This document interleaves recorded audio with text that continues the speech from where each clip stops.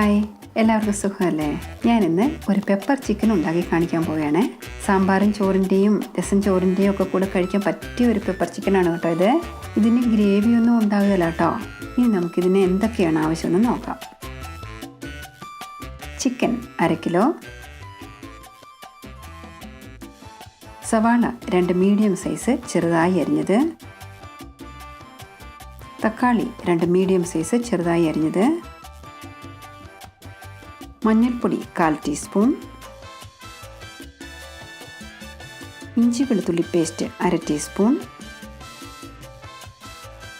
എണ്ണ 4 table spoon, കറിവേപ്പില ആവശ്യത്തിന്,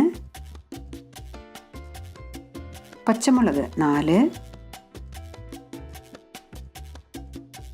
കുരുമുളക് പൊടി 1/2 ടീസ്പൂൺ, ബിരിയാണി ഇല 1, ഗ്രാമ്പൂ 4, കറുവപ്പട്ട 1, ഏലക്ക 2,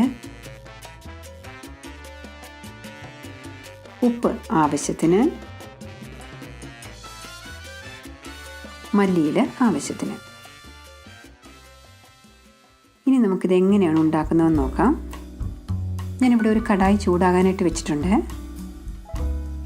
കടായി ചൂടായതും നമുക്കതിലേക്ക് 4 ടേബിൾ സ്പൂൺ എണ്ണ ഒഴിച്ചു കൊടുക്കാം.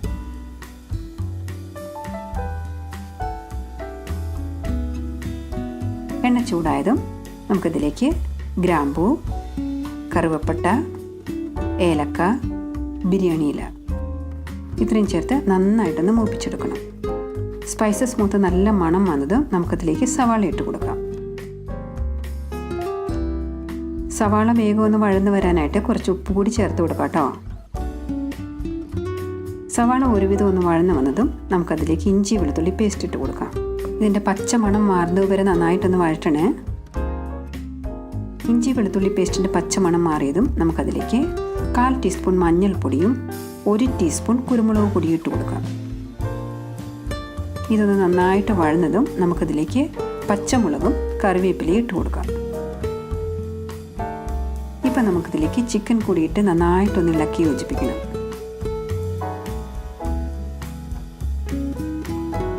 ഇനി നമുക്കിതിലേക്ക് തക്കാളി അരിഞ്ഞതും കൂടി ചേർത്ത് കൊടുക്കാം.